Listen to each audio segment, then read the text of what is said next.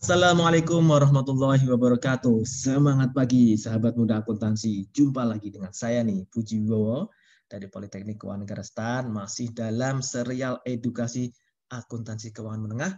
Kali ini kita masih melanjutkan materi tentang akuntansi leasing dalam sudut pandang sang lesi atau sang penyewa. Kalau dalam video sebelumnya telah kita sajikan materi mengenai bagaimana cara mengakui dan mengukur aset hak guna dan lease liability-nya dari sudut pandang lesi tentu saja ketika expected value-nya lebih tinggi dari guaranteed residual value. Nah, di video kali ini kita akan memberikan ilustrasi bagaimana sih kalau expected residual value-nya ternyata lebih rendah atau di bawah nilai dari guaranteed residual value. Mari kita saksikan PPT berikut ini ya. Nah, mengacu ke video sebelumnya, kalau teman-teman perhatikan, itu PT IVA saat ini ya, kalau yang di soal sekarang, PT IVA-nya itu ternyata mengestimasikan nilai residual asetnya itu cuma 3.000 euro. Maka akan terdapat kemungkinan atau probabilitasnya tinggi, PT IVA harus melakukan pembayaran tambahan sebesar 2.000 agar nilainya tuh residual value-nya sama dengan guaranteed residual value-nya yang 5.000 gitu ya. Nah, maka perhitungan pembayaran sewa PT IVA menjadi sebagai berikut ya. Jadi persen value-nya, rental payment ini ya. Rental payment-nya di persen value-kan ya, kemudian kali probable residual value. Nah, ini di contoh berikutnya kan teman-teman ingat di video yang ketiga bahwasanya si IVA itu melakukan pembayaran lease payment ya. Itu setiap awal tahun selama 5 tahun ada 20.711,13. Kemudian dengan menggunakan angka faktor present value ya, due annuity dengan N-nya 5 dan I-nya 4%, diperoleh angka 4,629. Ini menjadi faktor pembagi sehingga mendapatkan angka ini 95890. Ini angka yang tadi di video sebelumnya sudah kita bahas ya. Nah, itu kalau memang expected value-nya itu sama atau lebih tinggi daripada guaranteed value, ya udah angka ini yang kita pakai gitu ya. Tapi ternyata si PT IVA tuh estimasinya cuma 3.000, padahal harusnya 5.000, sehingga dia perlu perlu ada pembayaran tambahan yaitu probable residual value sebesar 2.000.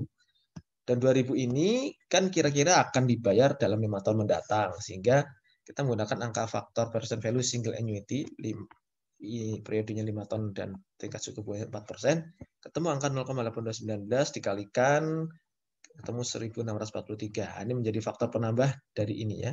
Ditambahkan dengan ini menghasilkan angka 97.534. Nah, sahabat muda ya. Angka 9754 inilah yang nanti akan menjadi istilahnya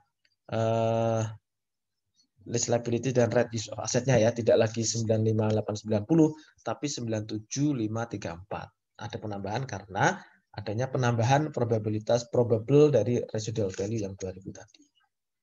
Nah, coba perhatikan sekarang teman-teman di tabel amortisasi ini. Ya. Mengenai annual lease payment ini tetap sama, besarnya tetap 20.711.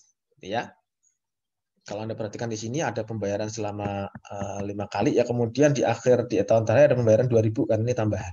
Nah, ya. Dan ini angka ini tetap sama tadi ya. Cuman bedanya di sini lease liability-nya nggak lagi 95890 tapi 97534 ya.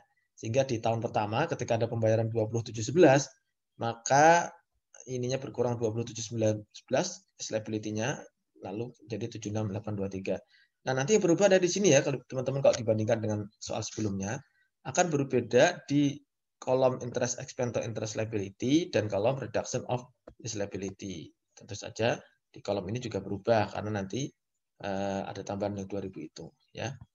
Nah, dari sini teman-teman bisa lihat pengaruhnya satu di lease liability dan right use of asset-nya berubah ya.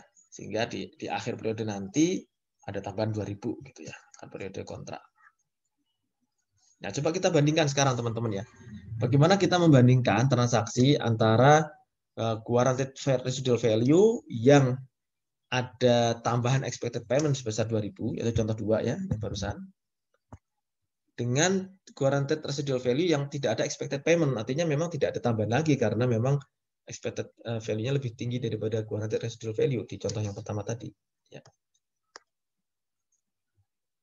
Nah, coba kita lihat satu-satu. Bagaimana bedanya? Satu dari sisi pengakuan awal. Divisi pengakuan awal, ini memang bedanya di sini ya. Kalau untuk yang ada tambahan expected payment 2000, maka right use of asset dan lease liability-nya sebesar 97534 sekian.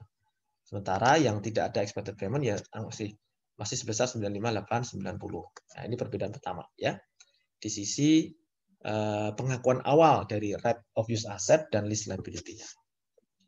Kemudian bagaimana dengan jurnal pembayaran sewanya di 1 Januari tidak ada perubahan, tidak ada perbedaan ya. Ini sama ya, ini sama. Ya, tidak saya tulis sebagai perbedaan ya. Kemudian kita lihat perbedaan kedua ada di tingkat suku bunga ya. Nah, interest expense yang diakui ya. Nah, tentu saja di akhir tahun 2019 akan beda dong karena di sini kan right use asset dan lease liability-nya lebih tinggi nih. Contoh 2 ya. Otomatis suku bunganya atau interest expense-nya akan lebih tinggi dibandingkan dengan contoh soal yang pertama tadi. Tuh, ini perbedaan yang kedua. Lalu bagaimana Pak jurnal penyusutannya? Otomatis beda karena nilai asetnya juga beda ya. Penyusutannya untuk contoh yang kedua ini perbedaan yang ketiga. Di sisi penyusutan 97534 dibagi 5. Sementara di soal yang pertama tadi 95890 dibagi 5. Nah, tentu ada perbedaan depreciation expense di sana. Oke, ya. Jadi kita tahu ya minimal ada 3 perbedaan ya, pengakuan awal, interest expense, dan depreciation expense. Antara guaranteed residual value yang ada expected payment-nya dengan yang tidak ada expected payment-nya. Lalu gimana kalau pada akhir masa sewa, misalkan ini ya, ini kan kalau di tahun kedua nanti kan akan sama ya pembayaran sewanya ya, nggak saya centrangi sebagai perbedaan ya. Nah, kita langsung loncat ke akhir masa sewa ya. Bagi lesi ketika menggunakan expected payment 2000, maka dia kan masih ada tambahan 2000 nih ya. Maka 2000 nih dicatat sebagai penyelesaian ya. Lease liability debit, kreditnya adalah cash. Sementara bagi lesi yang tidak melakukan expected payment, maka 2000 itu dianggap sebagai loss on lease. Loss on lease ya. Karena dia tidak ada expected payment, ya dia langsung membayar ya 2000 karena ternyata ada pembayaran 2000 itu loss on lease. Kemudian bagaimana kalau asumsinya nilai asetnya itu dikembalikan ya?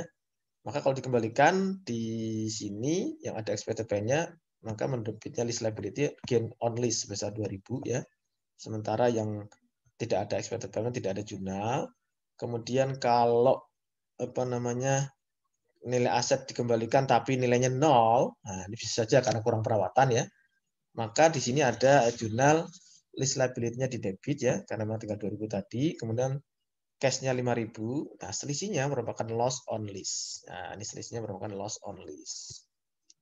Sementara bagi lesi yang tidak melakukan expected payment, tidak punya expected payment, maka langsung 5000 ini diakui semua sebagai loss on lease. Loss on lease. Tuh, gitu ya teman-teman ya.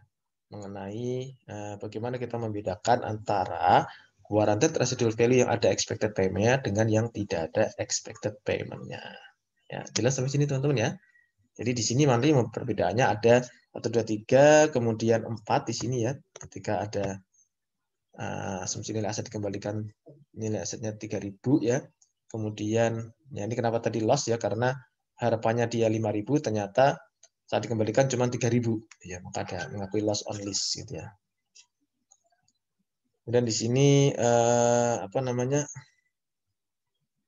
kalau dikembalikan asetnya tetap 5000, berarti tinggal lease liability pada gain on lease ya. Kemudian kalau ternyata nggak ada nilainya, maka di sini ada pengakuan pengurangan lease liability dan loss. Di sini langsung loss on lease. Gitu ya. Jadi bedanya ada ini ada 4 ini ya. Ini kan yang 3 ini kan asumsi ya. Ini 4A, ini 4B, ini 4C gitu ya. Jadi ada 4 perbedaan ketika lesi itu membuat expected payment, kira-kira ada tambahan biaya berapa gitu ya, sesuai dengan expected payment atas residual value-nya, dan yang satunya tidak ada expected payment ya. Nanti perbedaan ada 4 di awal pengakuan, interest expense, depreciation expense, kemudian ketika di akhir masa Apakah aset itu dikembalikan sesuai dengan expected value-nya, apakah sesuai dengan residual guaranteed residual value-nya, atau bahkan zero sama sekali karena tidak ada perawatan malah nol gitu nilainya ya. Nah, gitu ya teman-teman ya, mengenai akuntansi lesi pada saat guaranteed residual value-nya lebih tinggi dari expected value sang lesi. Demikian, sahabat muda, kita akan melanjutkan ilustrasi berikutnya dengan kasus ketika